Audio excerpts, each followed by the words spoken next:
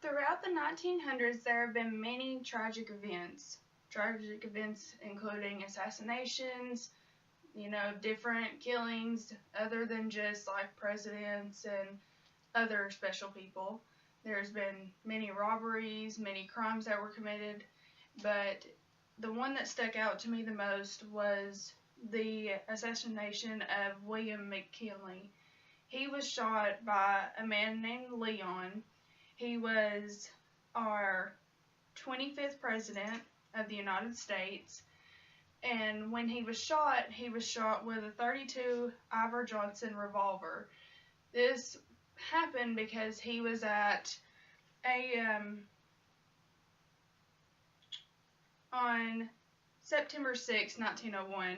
He was at the Temple of Music on the grounds of Pan America Exposition in Buffalo, New York.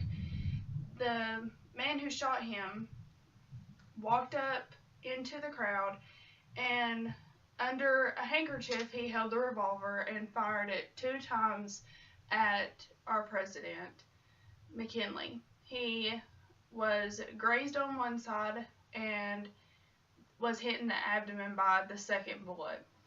After he had been shot, he was sent to the hospital thinking, okay, he will make it, it's only an abdomen wound, they can remove it, and he'll be just fine. He later spent 6 days in the hospital, and after those 6 days, they started saying that he would recover just as fine and be all back to normal. Well, towards the end of his stay at the hospital, things turned for the worst. From his 2 shot wounds, he developed an infection called gangrene. These were deadly infections. They cost him his life. Gangrene had been set up, and on September 14th, 1901, President McKinley died of gangrene. He died at 2:15 a.m. in the hospital, and nothing was ever done to try to help other than what they could do. Because at that time, there's not much they could do than remove the bullets and try to keep him as stable as possible.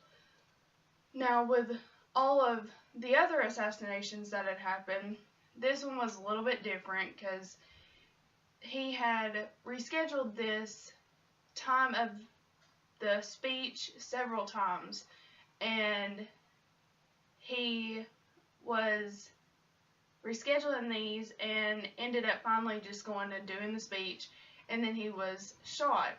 It was kind of a weird situation because his manager, or the person that helped him decide on when to do these speeches and if he should do them, told him several times that he should not go, and told him that he should be aware of his surroundings and try to stay out of Dodge as much as he could.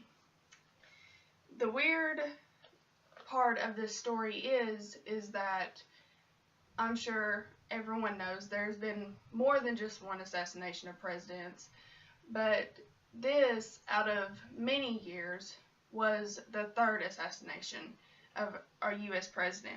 The first one being Lincoln in 1865, and then the second one being Garfield in 1881. And then McKinley was in 1901. It's kind of disturbing how people will not take caution and will still go after our president. With that being said, this is why I find these kinds of topics so interesting and so important, because it's just strange. And out of every one of the topics that happened in the 1900s, this one stood out to me the most.